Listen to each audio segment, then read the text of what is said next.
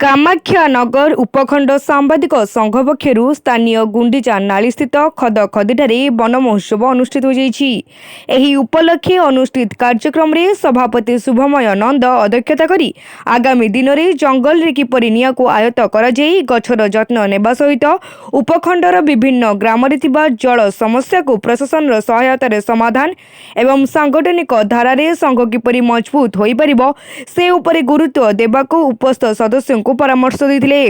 उपसभापति चित्तरंजन द्विवेदी स्वागत भाषण प्रदान करथिबा बेले संपादक करुणाकर मल्लिक संघर उद्देश्य और ताहार लक्ष्य उपरे सूचना प्रदान करथिले। एही अवसर में कंकड़ाहाड़ ब्लॉकर संपादक भावे कृष्णचंद्र साहू को दायित्व दिगला।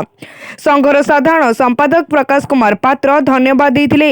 एथिरे वरिष्ठ सदस्य सुबल राउत, मधुपरंजन नंद, प्रहलाद मुदुली, रवीन दास, सौम्यरंजन नायक, अनिल कुमार नायक, दिलीप कुमार नायक, दयानिधि बेहेरा, तरुणी सेन बारिक, बिंदुसागर पात्र, परशुराम पात्र, सुमित्रा मिश्र प्रमुख उपस्थित थे।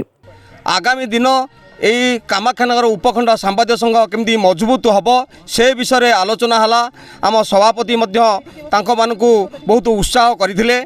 आगामी दिन ए संघ मजबूत हो जमी ढेंकानाल जिले में यही उपखंड सांबादिक संघ समस्त मन जिणी पार और आगामी दिन कार्यक्रम आम उन्नति करूँ से संबंध में आम मैंने आलोचना करूँ। 2024 मसीहार प्रथम साधारण बैठक तथा वन महोत्सव गुंडीचानाली अनुष्ठित होता।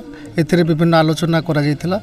मुख्यतः कामाख्यानगर समस्या एवं आमर वन सुरक्षा उपरे गुरुत्व दि जाई विभिन्न आलोचना करा जाई तार पदक्षेप नवाई समस्त सदस्य मान अनुरोध करा जायतिला। कामाख्यानगर प्रकाश कुमार पात्र रिपोर्ट तीर्थक्षेत्र लाइव।